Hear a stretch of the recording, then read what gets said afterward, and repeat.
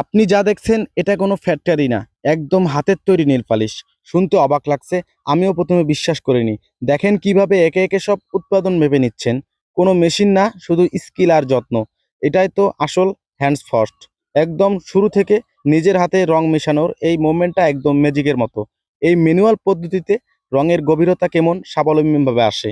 না আছে মেশিন, না কোনো অটোমেশন, পুরো হাতে নাড়াচাড়া করে বানানো হচ্ছে, ভাবাই যায় না। এখন এই ছোট ছোট কাঁচের বোতলগুলোতে সুন্দরভাবে ভরানো হবে।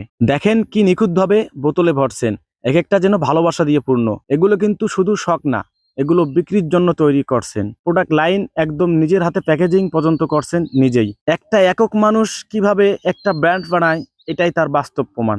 একটা মেশিন ছাড়া যে এত নিখুঁত কাজ হতে পারে, সেটা শুধু নিজের চেষ্টায় সম্ভব। সেলুট এই ক্রিয়েটিভ উদ্যোক্তাকে।